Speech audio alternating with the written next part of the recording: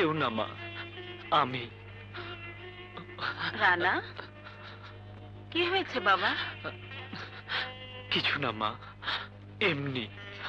এমনিতে কার চোখে পানি আসে না বাবা। নিশ্চয়ই তোমার বুকের ভেতরে অনেক কষ্ট। না মা, আমি কষ্টে কাঁদিনি, আনন্দে কেটেছি। একজন মাকে আমি রক্ষা করতে পেরেছি। মায়ের উপর অত্যাচার দেখলে আমার মাথা ঠিক থাকে না মা। তোমার মা নেই? না, আমার যখন 10 বছর বয়স, তখন সন্ত্রাসীরা আমার মাকে একটা সামান্য সোনা চেনের জন্য আমার চোখের সামনে মেরে ফেলেছিল। আমি কিছু করতে পারিনি, শুধু চিৎকার করেছিলাম। তারপর থেকে শপথ করেছি, জীবনে কোনোদিন কোনো মায়ের উপর নির্যাতন সহ্য করব না। আজ আপনাকে দেখে মনে হয়েছে আমি একটা কাজের মতো কাজ করেছি। রানা, আর কোনোদিনও বলবে না তোমার মা নেই। আজ থেকে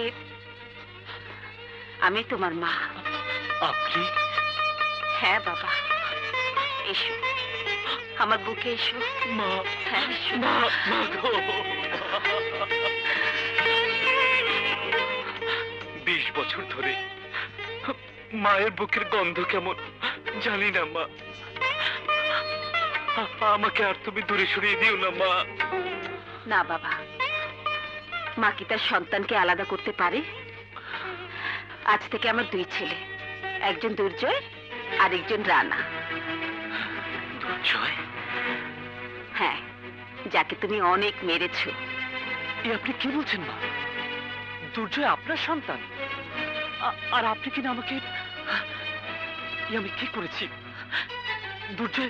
দুর্জয় আমাকে কোনোদিনই ক্ষমা করবে না। করবে। তুমি যা করেছো তা না জেনে না বুঝে করেছো। এরপর যা করবে তা জেনে বুঝে করবে। মায়ের মমতার জন্য করবে। টাকার চেয়ে কি মায়ের মমতা বড় নয়? অনেক বড় মা, অনেক বড়।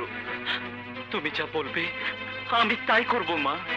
দুর্জয় কোথায় বলো, আমি ওর পা ধরে ক্ষমা চাইবো। হ্যাঁ বাবা, আমি বলে দিচ্ছি তুই ওকে কোথায় পাবি।